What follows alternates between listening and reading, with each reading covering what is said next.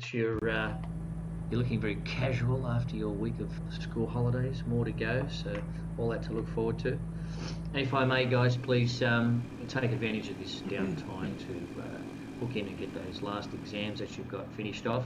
Expect that you will be getting your Class 3 booklets and sent through to you probably this weekend for your PA3 classes. PA4 was a lecture, and that's what you had finished off last week with Kong. So that's all done and dusted. So all the PA4 guys will be submitted accordingly. But PA3, you've got workbooks to do, so we'll get those out to you. Now, exciting stuff. A couple of things, if I may. Start with the fact that they announced the Cadet of the Year winners for this year in New South Wales. And may I say, we were so very glad to have all three of our fellas representing the squadron doing very well, and they did very well. So we want to congratulate Jason Wang, Zayan Mahmood, and Peter Tran on a job well done.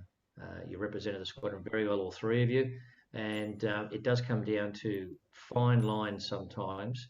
So I can very proudly say that you've all done extremely well, and congratulations to Peter Tran, who was awarded the Senior Cadet of the Year for New South Wales and the overall Cadet of the Year winner. So he goes on to represent New South Wales next year in Federal. So congratulations, Peter. And not to be taken away from the boys' performances, they have it on good authority. 1 point was the difference for you guys for your awards. So very fine line, don't you worry. So you've done extremely well. You're all winners in our eyes, and Peter, congratulations. There's a bit more work for you next year. You've still got to stay committed and focused, because there'll be no doubt activities, things that will have to get focused for you for the Federal Cadet of the Year competition. However that will evolve, we'll work with you. But all of you, congratulations, gentlemen, all three of you, and we'll hear from you a bit later in the evening. But without any further ado, I'd like to move on to our guest speaker. He will start the evening, and then we'll move on to the other activities after our guest speaker has had a chat to you. And our guest speaker tonight is a man called Peter O'Connell, and he's a local resident, lives in Beverly Hills. And he's going to talk to you about amateur radio and his experiences therein. Now, I've known Peter for many years. He's a radio tech with the New South Wales Police, and he's more than that. He used to be a physicist. He used to be a school teacher. He used to teach that, and then fell into the area of radio and had an interest there, and he's turned that into a job, and he's still doing that now, and he's still working with the police, and he's doing stuff with rotary aviation. Funny enough, we were talking about the new rotary helicopter course that's coming in for the Air League. So there you go. If you've got any questions, no doubt Peter may be able to Recording in progress.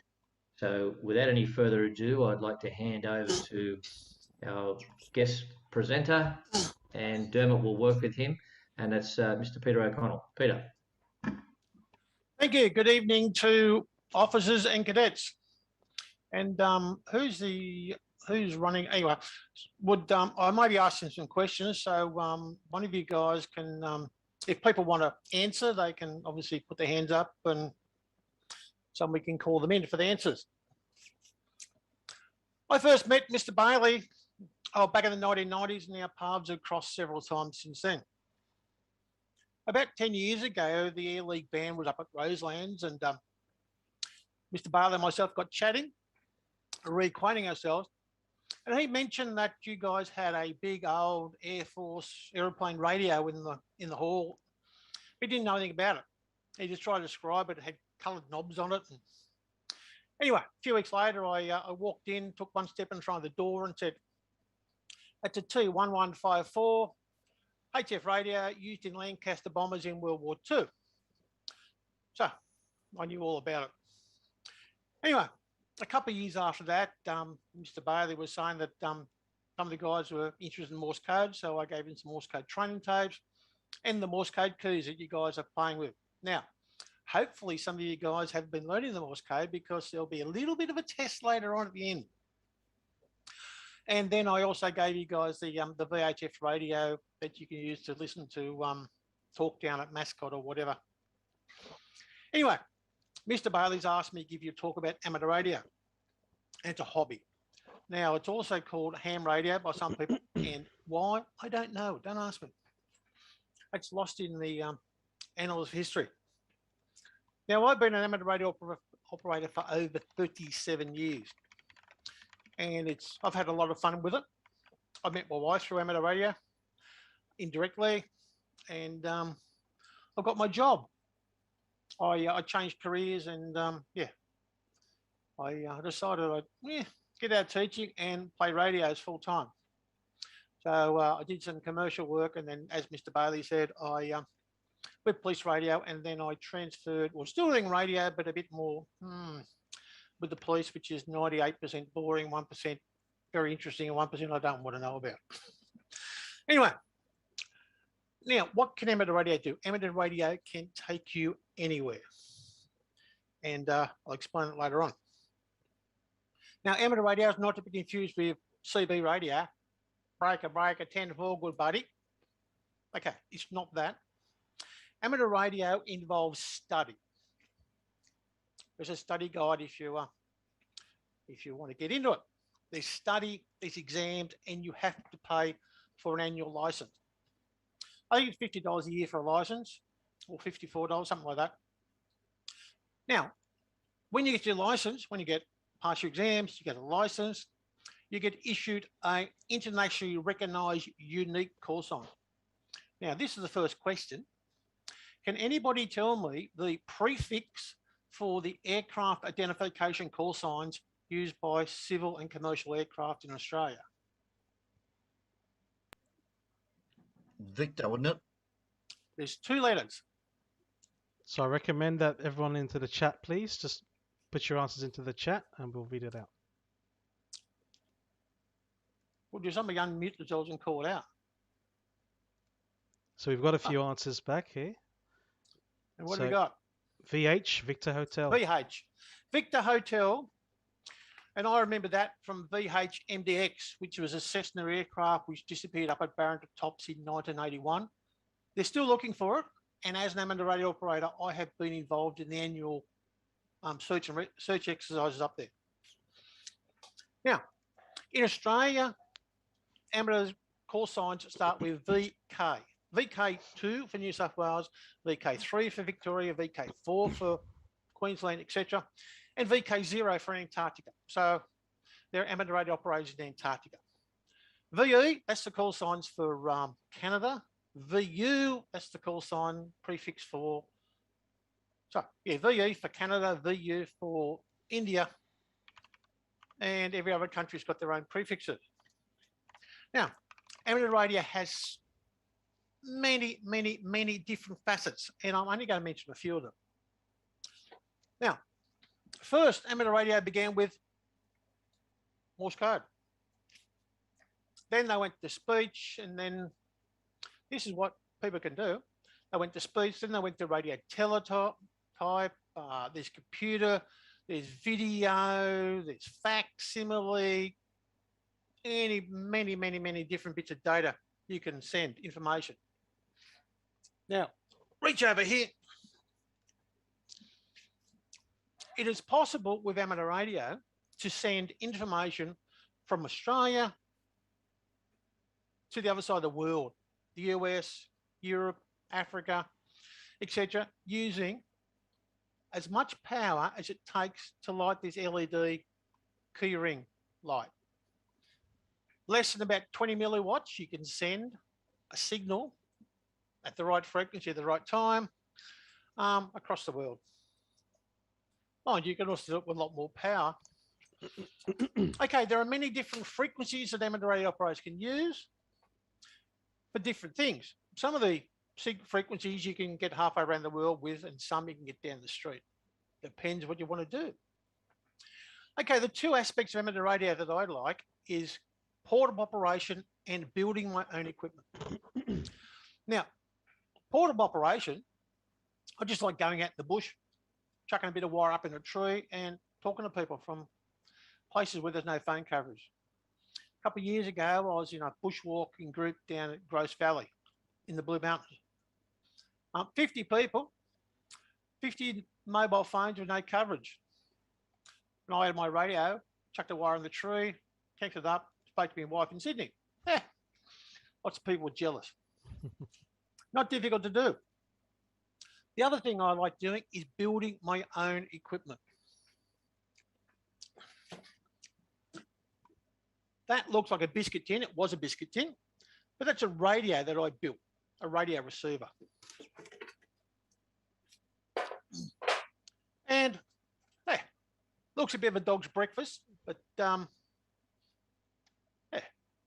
Anyway, it works.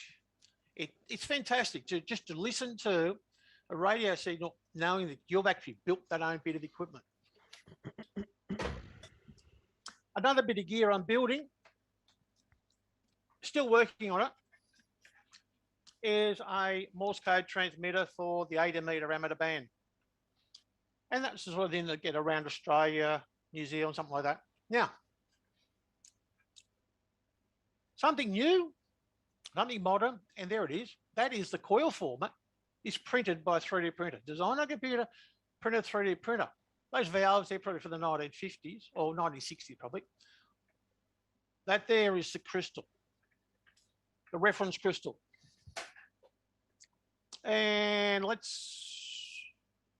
yeah. Now it's called an FT243 crystal, and you won't be able to read it, but the date code on it says June 12th, 1944, World War II. So that's getting close to 80 years old, but still works. Now, as cadets with the Air League, you're probably all interested in aeroplanes and flying. So what does amateur radio do with aeroplanes and flying?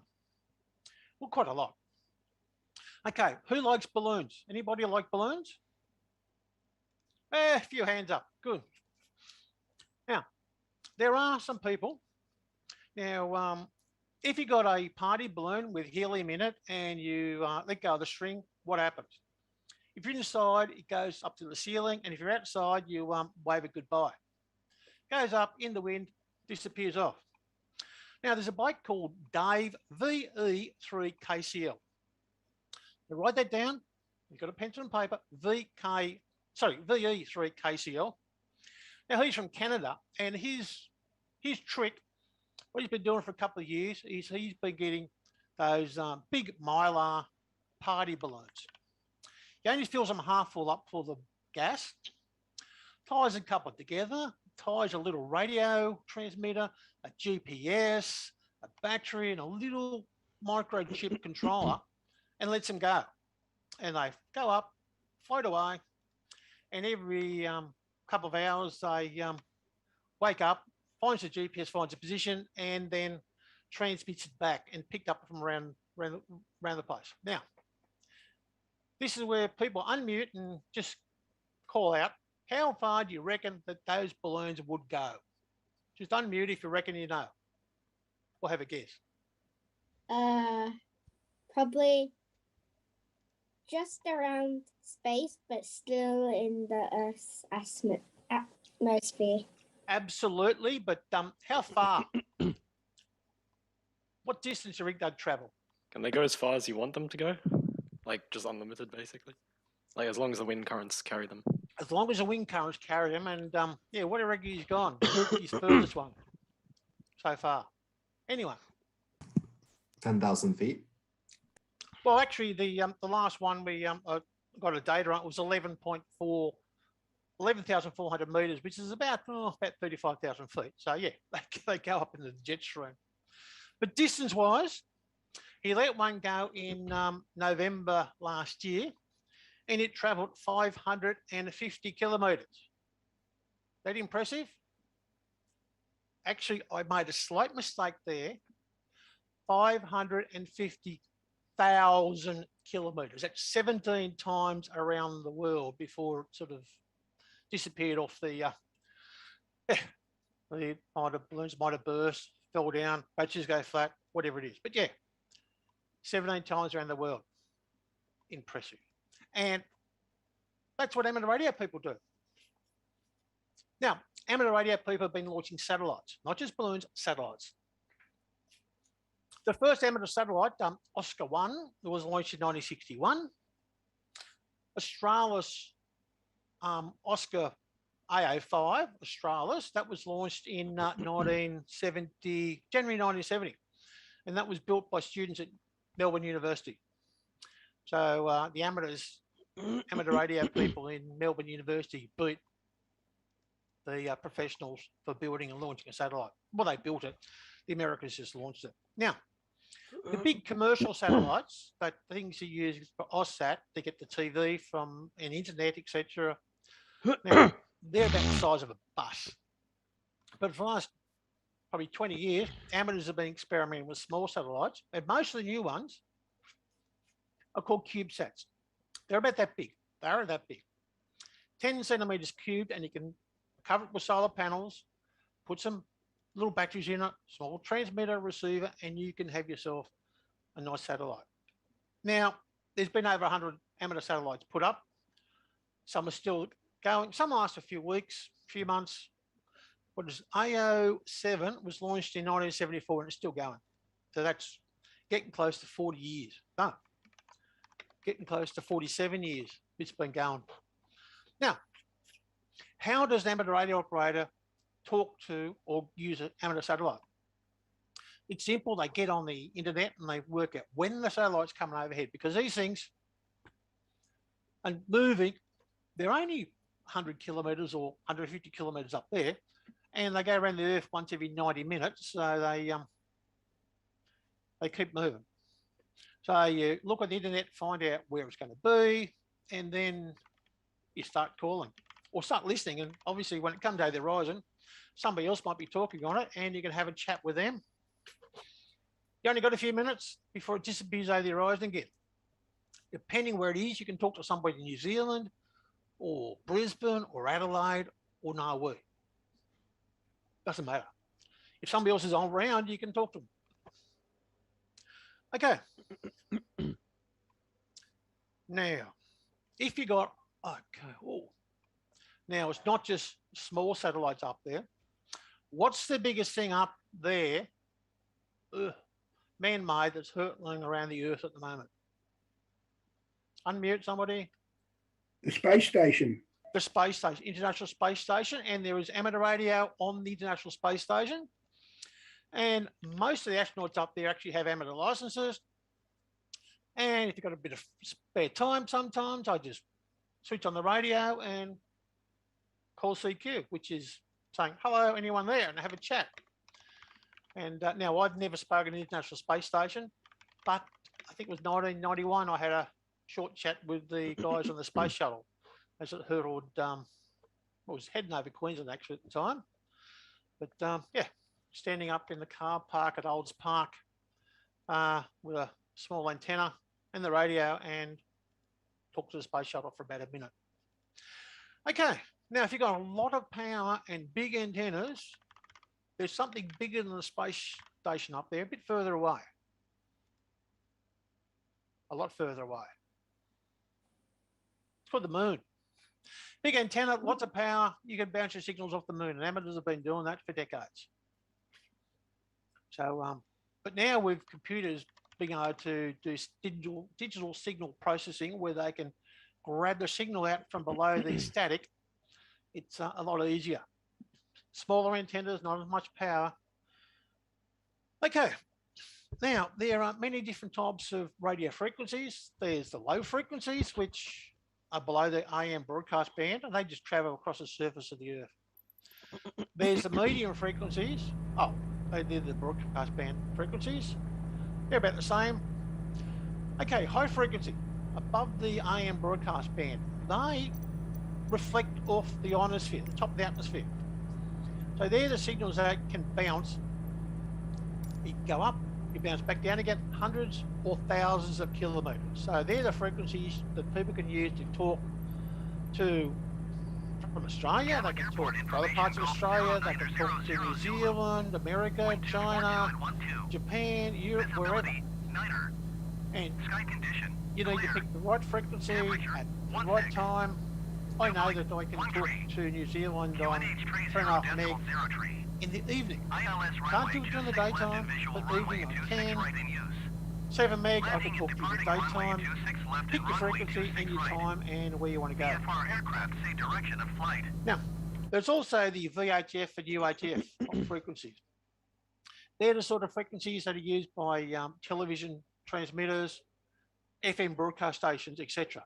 Now, they line of sight. Basically, they go on a straight line, and if you can't see the transmitter, you can't hear them. Okay, so that's why there are some of the houses in Georgia River, down near the river, behind the hill, etc. They got the big masts on the roof with big antennas. They're getting up over the hill to get the signal from the transmitters, which are up at Gore Hill, Artarmon, up there. Now, as I said, VHF and UHF signals, they travel in a straight line. So, yeah, and they don't reflect off the ionosphere. They don't bounce back to Earth. There is something called ducting with weather. Actually, I'll tell you a story. Chris might be interested in this. He used to, obviously, in the police, use the police radio. I was in the control. I actually worked for a couple of years in the VKG as a technician, and we'd get about 2 o'clock in the afternoon, we'd get this phone call from an operator saying, something's wrong. We are hearing police cars in Bega. We go, oh, yeah? So after it happened once or twice, you go, oh, yeah, you're Channel L, which is the St. George area. And, of course, we'd look over at the control panel and we'd see the light for the receiver lily-pilly flashing on. Now, of course, we'd tell the operators, oh, yes, we are okay, we understand the trouble. We're working on it, and it'll be finished about 5 p.m. 5 to 5:30 p.m. we'll have that fixed. And, of course, the technician, the operator said, oh, can't you fix it earlier? We go, no, it'll take to about 5 or 5:30 p.m. to fix it. And what did we do? Nothing. We did absolutely nothing. Because at lunchtime, we'd watch the news. And at the end of the news, midday news, there was the weather report. And they said there was a cold front coming up the coast and would hit Sydney about 5 to 5:30 in the evening. It was called ducting. So when that cold front hit, the signals from Nowra Bega would disappear. Okay, just a fluke of the weather.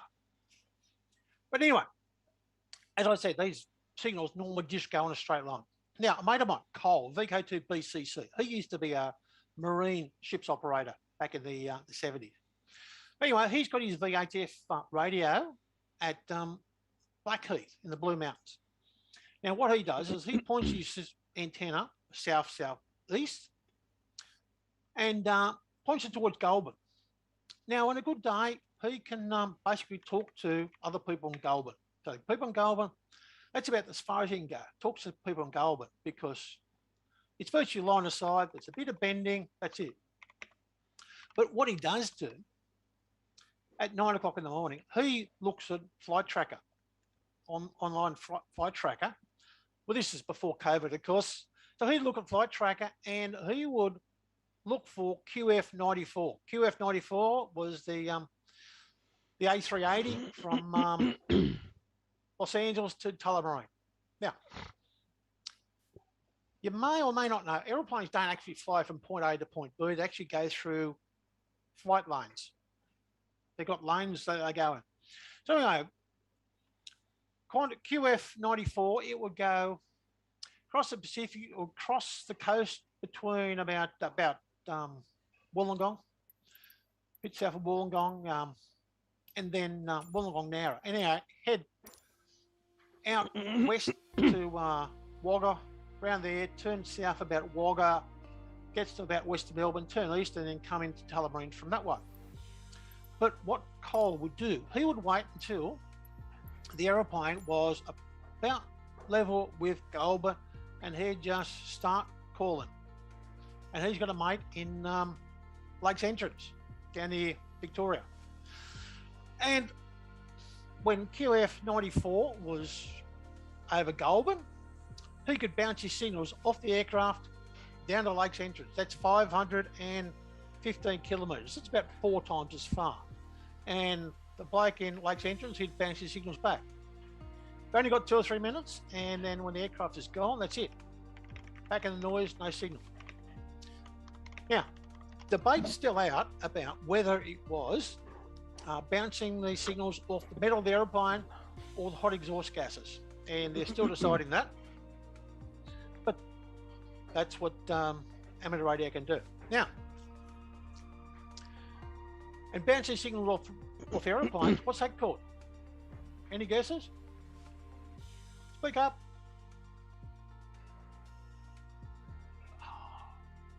Been around for 70 years. Radar.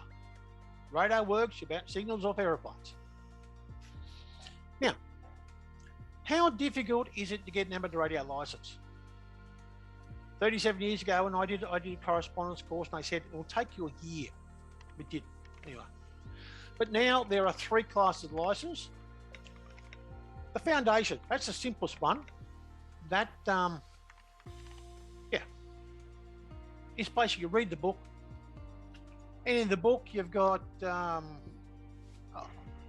things about electrical safety, antennas, cables, propagation, and there's a bit of regulations in there as well. Basically read the book, do a weekend training course, so it's a bit like doing a weekend first aid course, and that's it. Pass a tested exam at the end, and wait a few weeks and you get your license. Now, the foundation license, you get some frequencies, low power, some modes of operation. It's an introduction. And if you like amateur radio, you can do more study and do higher power and more things. And if you don't, it's only a weekend and a couple of nights read the book that you wasted. But anyway, so it's easy. Now, then if you want to go more, you can upgrade. Now, I will give this copy of this book to Mr. Bailey, who can pass it on to any of you guys who are interested. And I'm sure that the local radio club will come down, and we can certainly run the course at your club rooms if Mr. Bailey's gives us a thumbs up on that, and the examinations, etc. So not a problem. Now, what's something that you guys can, before we go on that. Now, many of you guys might want, what is amateur radio good for with you guys, or girls? Any girls there? No girls, okay, only guys, okay, not a problem. There are female amateur radio operators as well, not a problem. But how could this benefit you? I mean, it's learning about technology.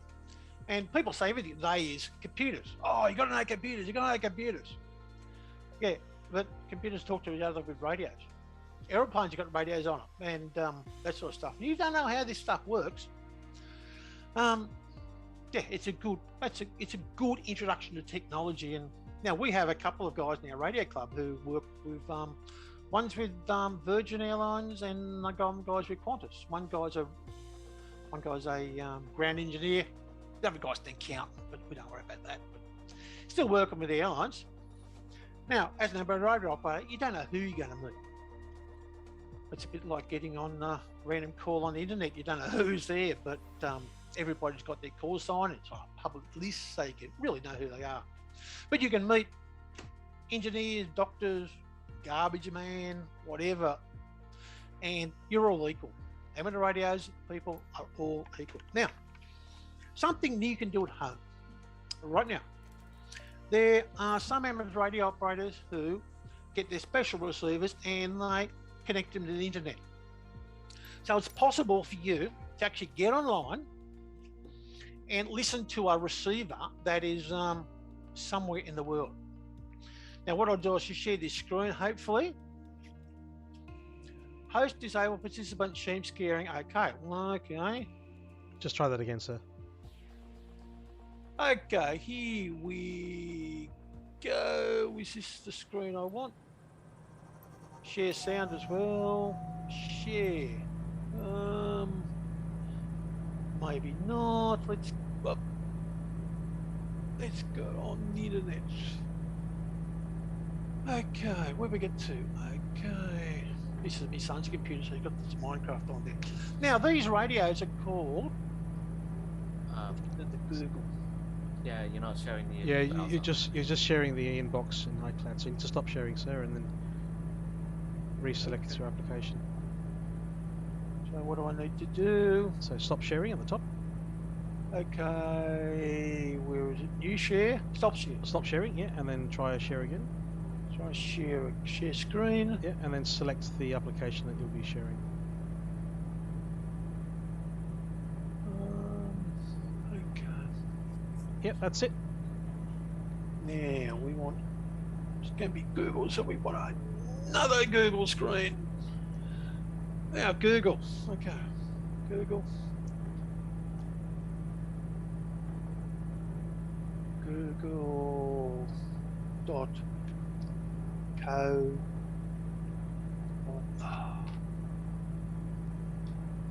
Okay, let's get into Google. Now, what we're looking for is Kiwi SDR for Kiwi. Of course, it will start in New Zealand. Software defined radio. Okay. And we come up, and this shows us that there are 596 receivers online at the present. We can connect to almost any one of these 596 receivers. Now, how do we find out the ones we want? Well, the ones we want are in Australia, and the prefix for amateur radio operators in Australia was VK. For New South Wales was 2, VK2.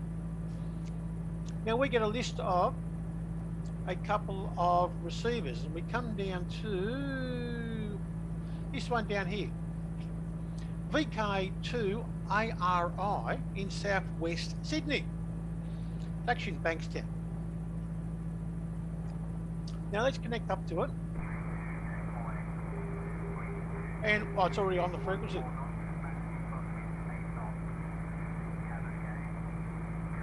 Can people hear that? Give me a bit of a wave if you can hear it. Yeah. That'll be Bankstown's ATIS. I Sounds can like hear that. ATIS, yes. Yep.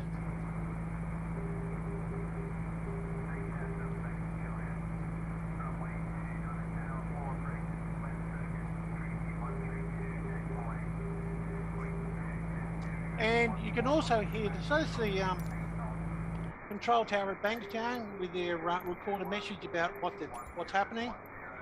And you can also, they've got some Morse code going. Have a listen. Da, dit, dit, dit, da, dit, da. Does anybody remember what that is? Is it the beeps? Is the Morse code the beeps?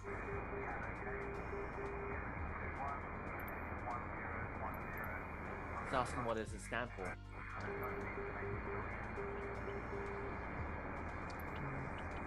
Anybody decoded the Morse code yet? Cheating over here with my pilot's license, but that'll be B and K. BK. BK, Bankstown. Okay, Bankstown. Now, let's get off that receiver. And let's go to another receiver, which is, where is it?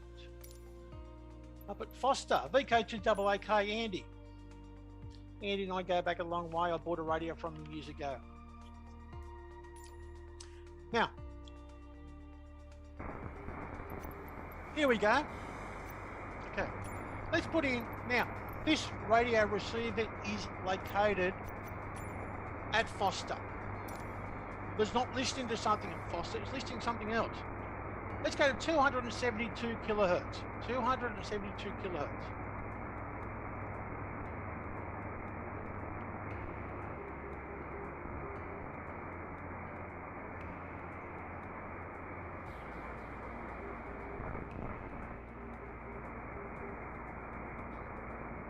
Okay, it's in the noise, but you can just decode it if you're listening carefully.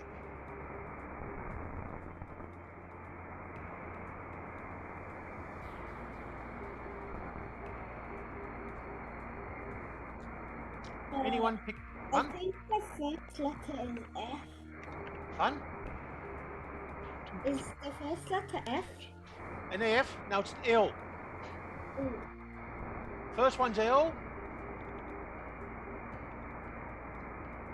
Did is L. Did is H, and did is I. So LHI. Anybody reckon they know what that is?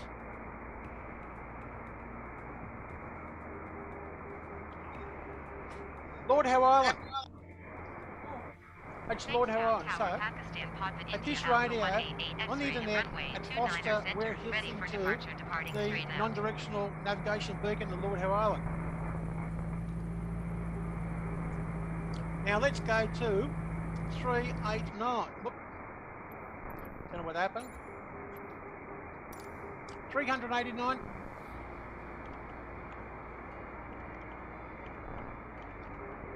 389.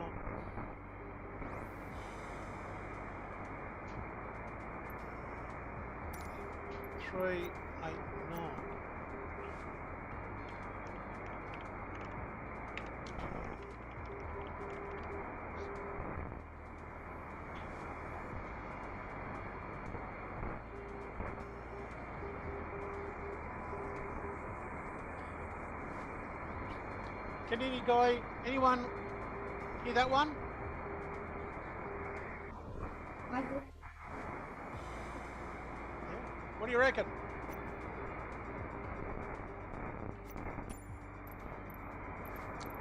Da did. Did da did. Da did.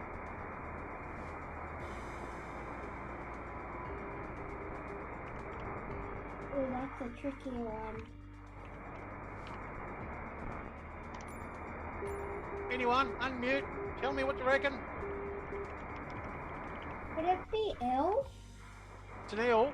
No, it's an F. L and F are opposite to each other, but it's okay. G, F, N. GFN. Grafton.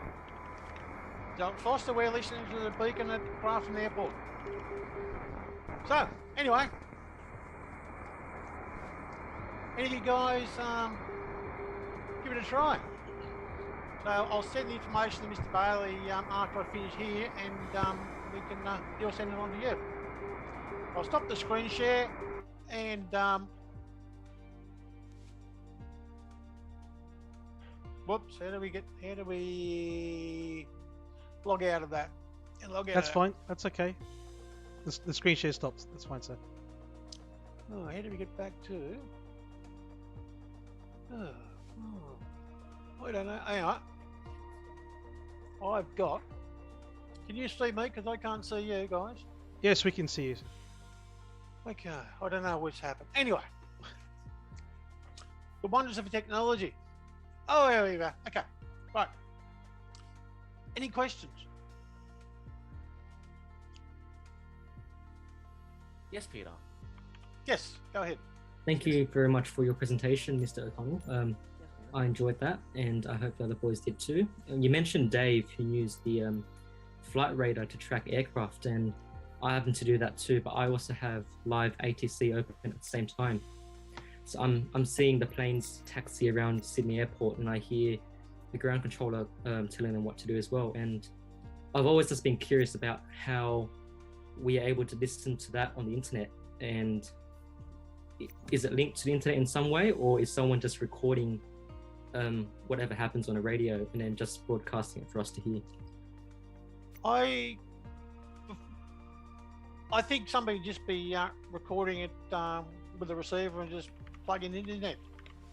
Yeah, I don't think air traffic control would be broadcasting on the internet, but somebody's obviously just getting it off air and plugging the internet, because the same thing with the flight tracker. I mean, lots of people around the world are just grabbing information and chucking on the internet. The same thing with these balloons, the balloon flights. That's called WSPR, Weak Signal Propagation Reporter, WSPR. And there are hundreds of people around the world who've got radios. They just automatically just decode the information, which takes 1 minute and 53 seconds, I think it is. So it's every 2 minutes, a bit of information is sent. And yeah, people just grab it and plug it in the internet automatically. Okay, now there was it Jason or Jason has a question. What was the link again? Okay, I'll send that back through to Mr. Bailey. Which link for which one? For the receivers? Yeah. Okay, Kiwi, Kiwi, Kiwi SDR. Thank you. That's for software defined coding. Kiwi SDR, and that will get you whatever you need. Okay, Noah. I was wondering, apart from experience, what kind of things did you have to study to figure all this out? There's 95% of amateur radio I don't know. There's bits that I know and bits that I don't like, and there are just so many other things that other people do that doesn't interest me. Apollo 21. Yeah, it's just a hobby. It's something you say, oh, I'll do this, and you just pick it up over time. But I mean, the study book, I mean, that's got, as I said, it's got electrical safety, there's antennas and stuff. So really, it's quite simple to get the basic license, and then you just spend and just get interested in whatever bits you want to be interested in.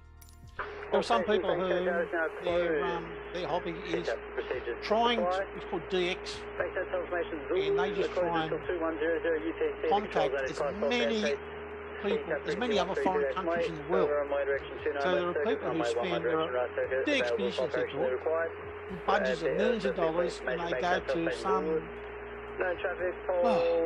forsaken rock in the middle of some ocean somewhere, and camp out in tents and set up with the antennas and stuff, and radios and generators for a couple of days, and they might have 10,000 people talk to them. And your contact might last 15 seconds, and that's it.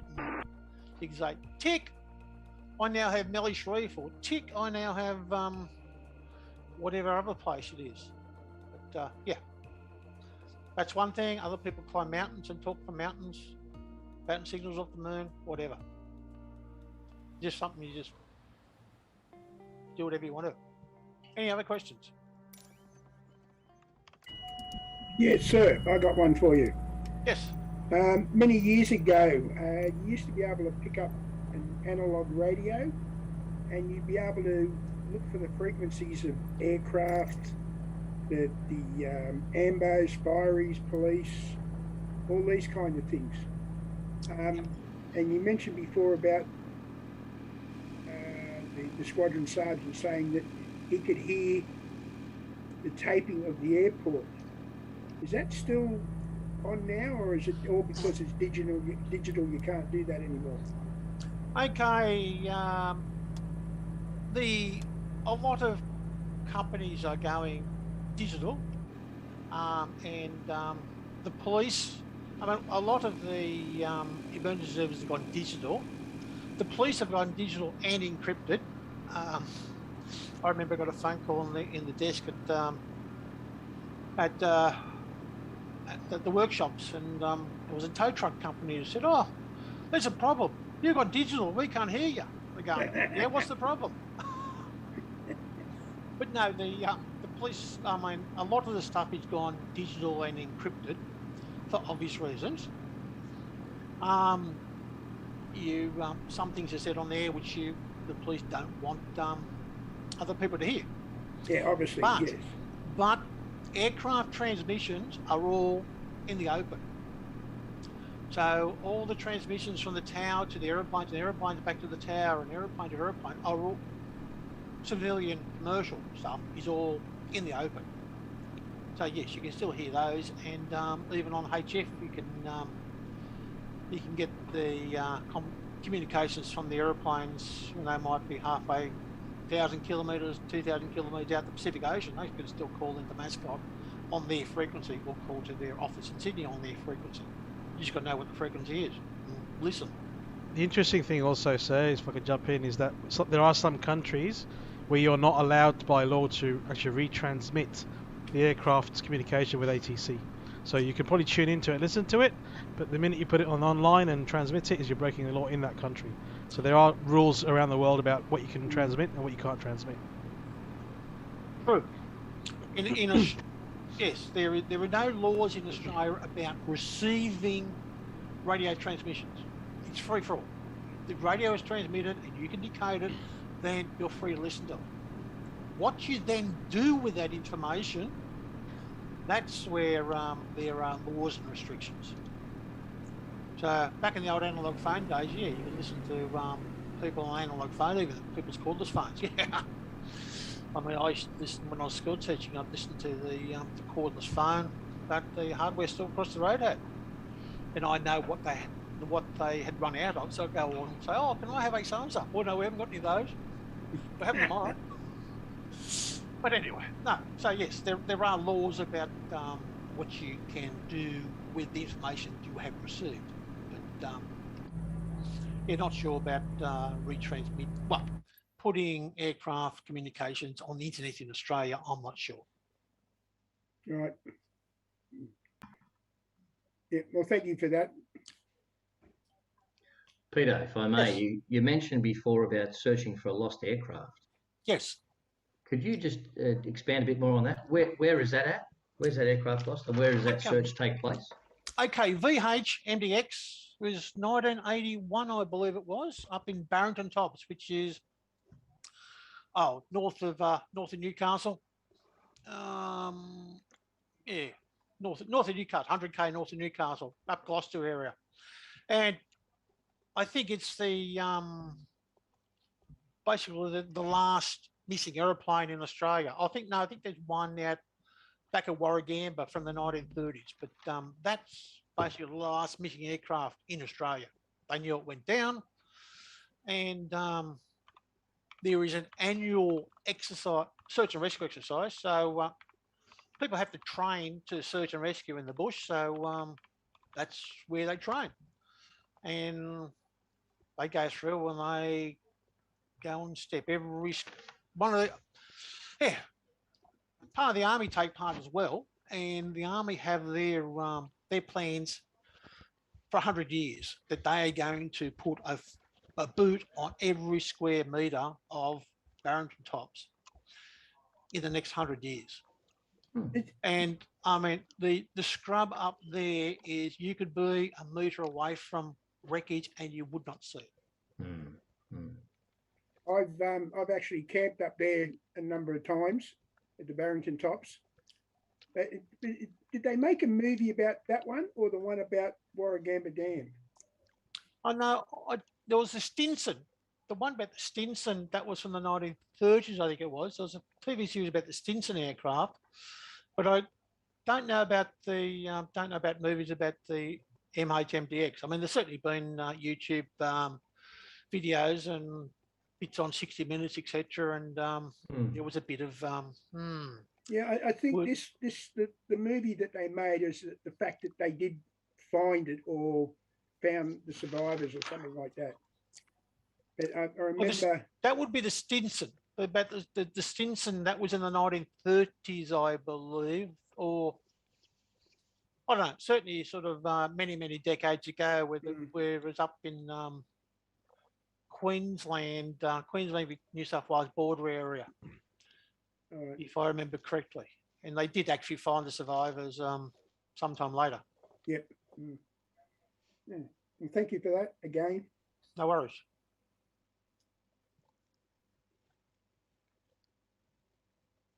Just another one, Peter. You mentioned bouncing signals off the moon. Yep. And sometimes bouncing off satellites and other aircraft, it's only for short periods of time. If you're doing that, what sort of duration of time have you got if you are bouncing a signal off the moon? Bouncing a signal off the moon, if you can see, as long as you can see the moon, you can bounce signals off it. And the weather, obviously there'd be some issues with weather perhaps at those times. Not really. No, not really, because you're going straight up in VHF and UHF straight up through the atmosphere, so there's really no weather involved in it. If you can see the moon and the other person can see the moon, then yeah, go for it. Beauty. Okay. Back We've in the had 1950s, now I think people have seen that picture of that big Arecibo, that big radio dish that collapsed last year in that valley in Puerto Rico. Well, back in the 1950s, the American military built a dish, not quite that big. They just dug a hollow out in a football field and filled it full of wire mesh and pointed it straight up. And what they'd found out, what they'd done, now this was before satellite. So this was 1955, 1956 type era. And for a couple of minutes, a couple of days, a year, the moon would be in exactly the right position that would reflect Russian radar signals. So the Americans would get some of their airplanes and fly high-speed incursions into the Soviet Union. And of course, the Russians would fire up all the radars to track these aircraft, and the radar signals would be bounced off the moon. So the Americans just sat back in Midtown US and plotted down all these radar signals. So where they were, what the repetition rate was, the frequency. So they were getting all the details about these Russian radars, and the Russians never cottoned on. But once they got satellites, well, it's all a different ballgame. yes, the Cold War. Yes, The Cold War. more secrets. We'll know more about that as the years go on, no doubt. Peter, you mentioned line of sight and all that. Yes. CB radio, they lose the line of sight because of the atmosphere or something, isn't it? Okay, well, there's two CB radios. There's UHF CB, which is common between the trucks these days. If you go and see a building site or the site construction sites on the expressways, things like that, you might see a sign saying channel 14 or channel 23 or whatever. No, it wouldn't be 23, but channel 14, channel 9. There to know that the trucks, they've got the CB radios on, so they just turn up to that frequency, so that channel. So, and they're only short distance. UHF is only short distance, but the old CB, 27 meg, yeah, you can get tens of kilometres or so, but depending upon the weather, depending upon the ionosphere, and the ionosphere, it depends upon the activity of the sun, and the sun's got an 11-year sunspot cycle. So we're coming into the new sunspot cycle now. Hopefully it's going to be good. And yeah, depending on the ionosphere, your little CB radio can get around the world. You can talk to America, all right. Or if that's propagation's in, if propagation's out, you get to the bloke down the road. Yeah. Depends upon the ionosphere. And that's part of the fun. You're right there. So you can talk to. And sometimes it's the location.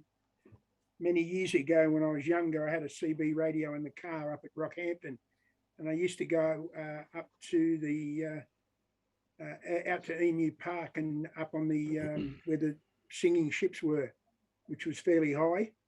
Right. And especially for night time, you used to be able to pick up people all over the place. Yes, there is some of that location, but yeah. I mean, I go out to where is it? Razorback. I've been out to the lookout at Razorback on quite a few times and chucked the antenna up there to get out of the noise from Sydney. Yeah. Now, what we'll do is, if Mr. Bailey agrees that certainly after, well, when things open up again next year with the new normal, we can certainly come down and chuck some antennas up in the trees and give you some demonstrations so you can talk to. Absolutely, sir. That'd be great. Yes, please. Okay. We'll hold you to that, seeing as you're a local as well. Yeah. I might be able to talk home. Yes, you'll need some time out of home, mate. We're all going crazy. We're all going crazy, yeah. Yes. And when you say chuck an antenna up, what does that mean? Just explain what that would be. Well, for portable, for high frequency portable work. It's just I just get a it's a lump of steel on the end of a bit of string, and you throw it over a tree, and just haul a bit of wire up over a tree. And depending on what frequency you're going to use is depending upon how long the bit of wire is. Now, we can't use any frequency. There are specific frequencies and bands that amateurs can use. On one thing, amateur radio operators cannot talk to pilots or aircrew. It's just not going to happen. Different frequencies. So, yeah, so we can't do that. But we can find somebody else around the place that can talk to. Yes. And there's quite a few, yes? Yeah, not as many as they used to be, but yeah, quite a few. Yeah, not a problem. Okay, that'd be fantastic. Yes, please. Okay. Any more questions for Mr. O'Connell, guys? Oh, you don't need to know Morse code to get your license. Back when I did it, yes, you need a Morse code, but no, Morse code requirements have been dropped back in the late 1990s. But you can still learn Morse code if you want to. And in that handbook that you're going to so graciously give to the squadron, that's wonderful, sir. Yep. In that'll be the information the guys can go through for the 3 different levels of license. Well, no, this is just for the foundation, the beginner's foundation license. one. Okay. Yeah. Does it touch on anything to do with the other licenses in there at all?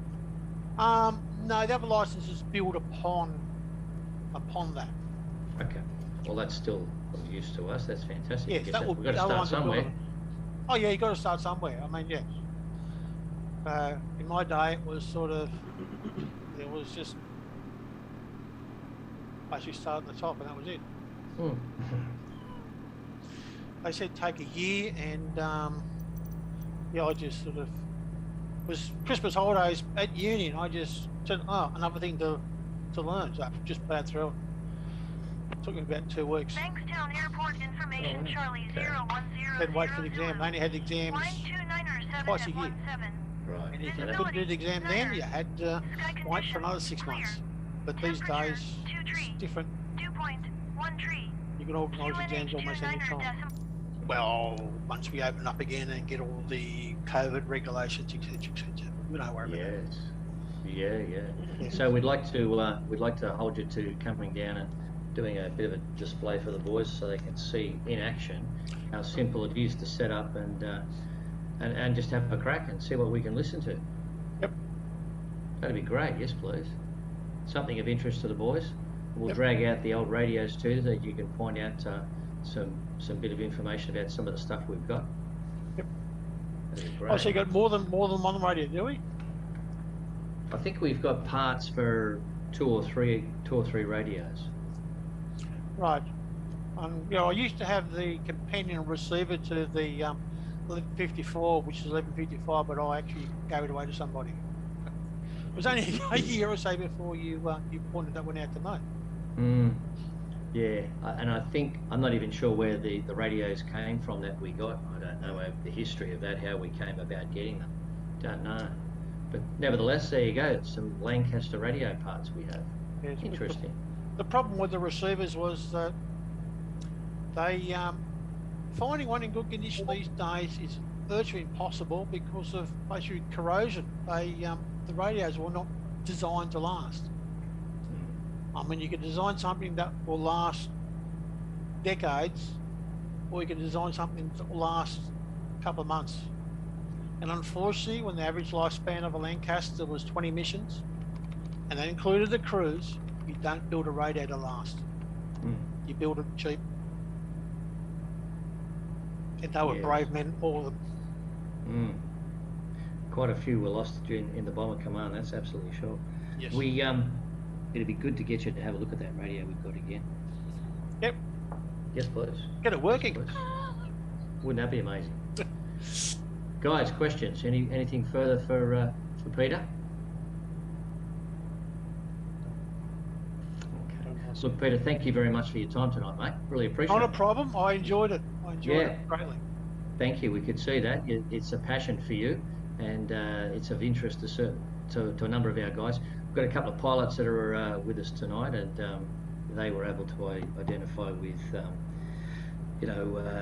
the signal coming out of the information from Bankstown terminal. So they understood that it was something familiar to them. They fly out of Bankstown anyway.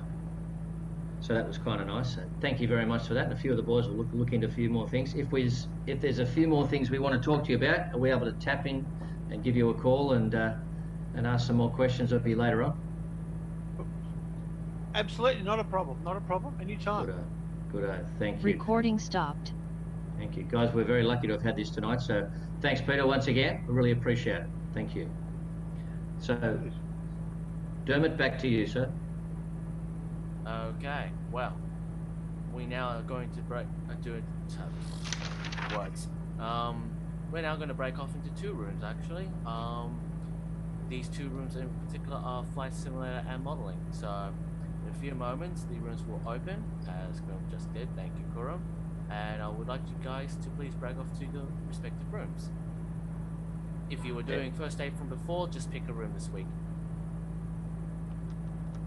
Yes, gentlemen, being the fourth Friday, we're keeping it straightforward tonight.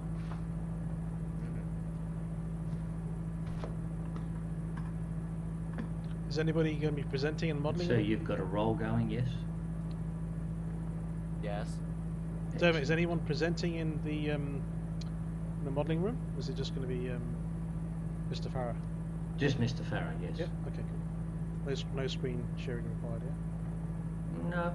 All right. I think the idea is that they join in if they're doing a project themselves. Yep. And how long are we going for in that one? Oh, look, let's only do 30 minutes. Yep, cool, done. All right, I'm going to jump into the flight team.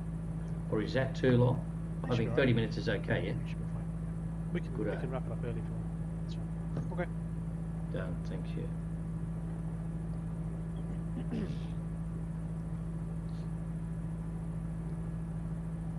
Hello, everybody. Can you guys hear me?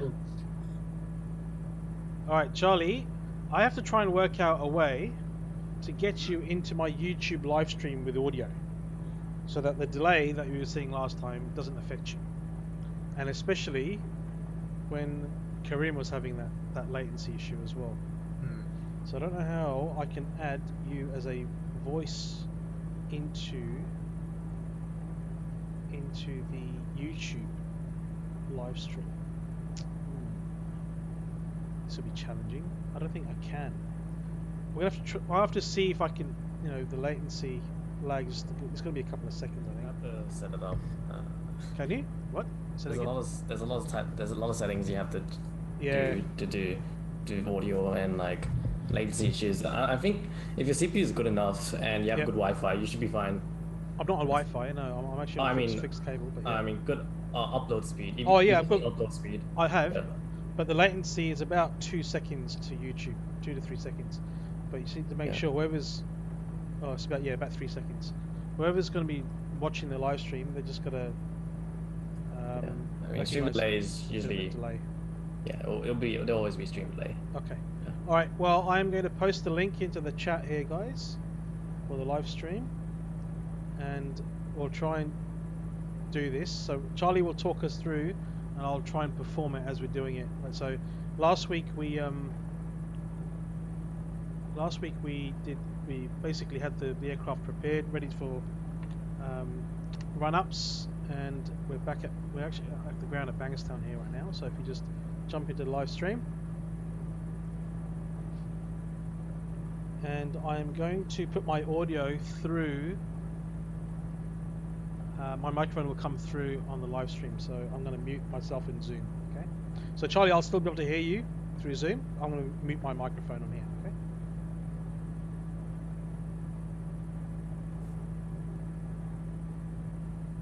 Okay. If you guys can. Is it just me or is there an echo?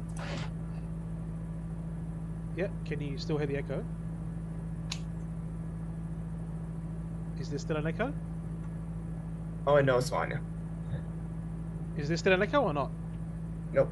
No echo?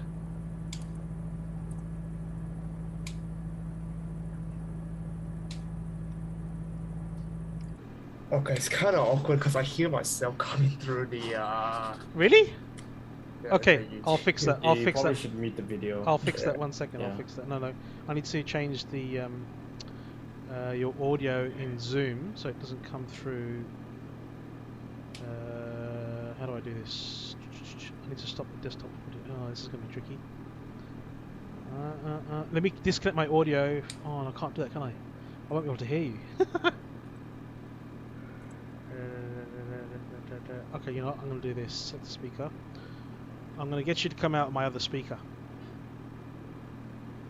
Right, speak.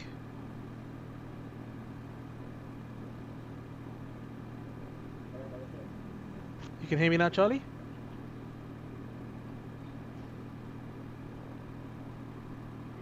And there's... Yeah, that's because you're going to come back through on my microphone. That should be better.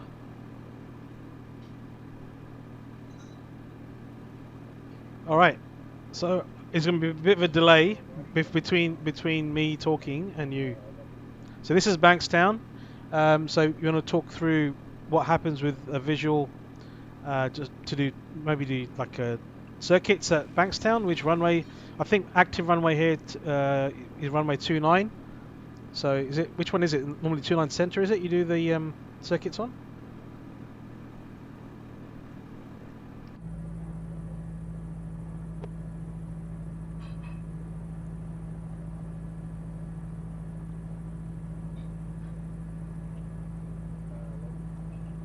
Yep. Okay, you know what? Let me stop the audio on the stream. It'll be easy on the Zoom. I'm going to stop the audio on the stream. It'll be easy on the Zoom.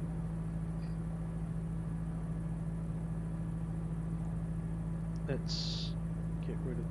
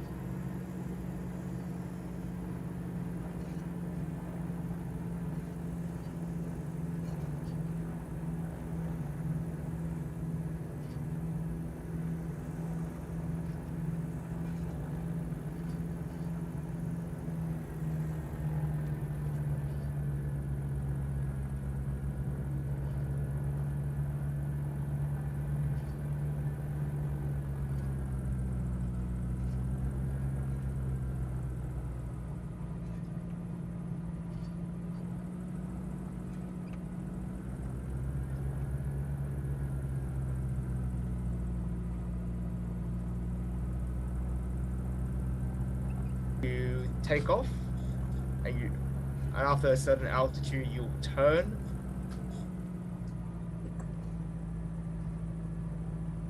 I'm getting my voice on the thing again. Yeah.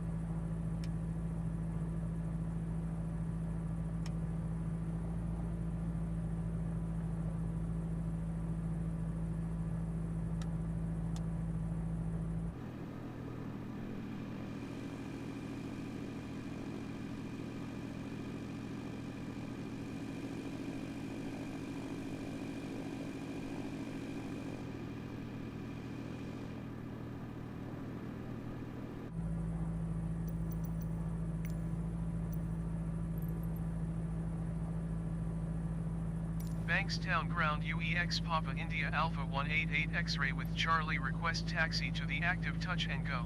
UEX Papa India Alpha 188 X-ray taxi to and hold short of runway 29er center via taxiway Echo Delta Alpha cross runway 29er right. Contact tower on 132.8 when ready.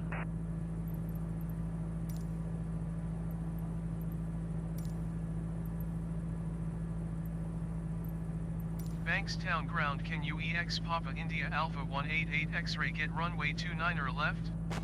UEX Papa India Alpha 188 X-ray taxi to and hold short of runway 29er left using taxiway Echo Delta Alpha cross runway 29er right cross runway 29er center. Contact tower on 132.8 when ready.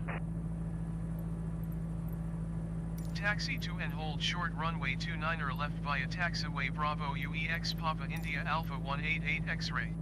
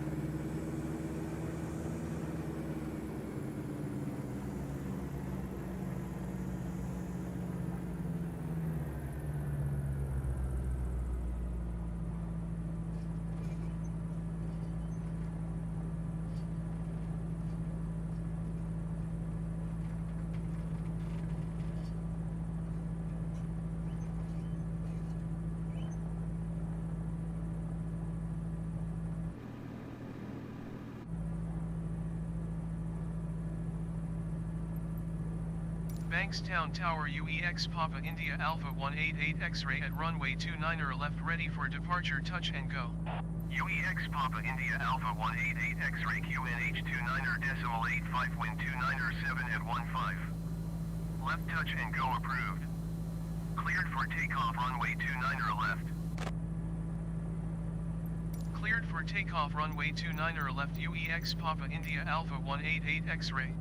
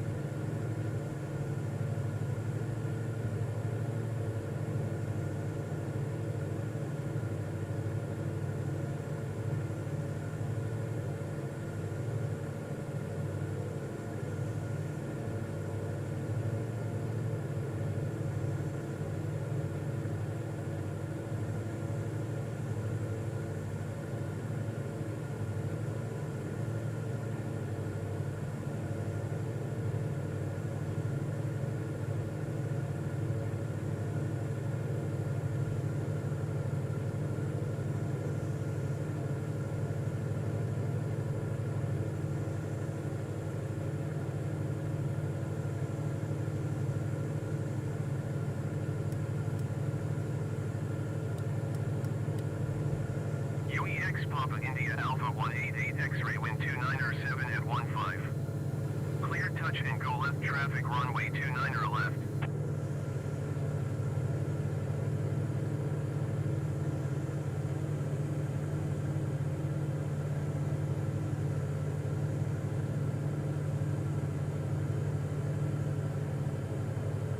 UEX Papa India Alpha 188 X-ray, did you hear my last transmission?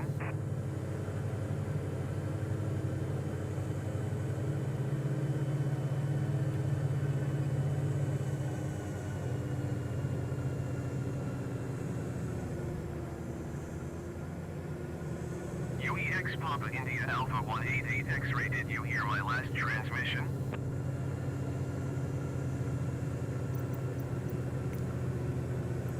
Cleared for touch and go runway 29 left UEX Papa India Alpha 188 X-ray.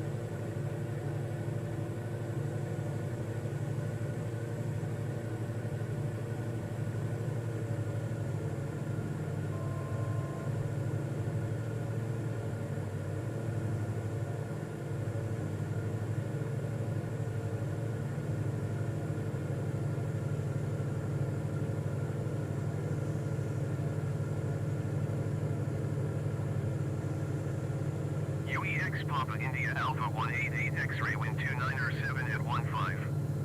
Clear touch and go left traffic runway 29 left.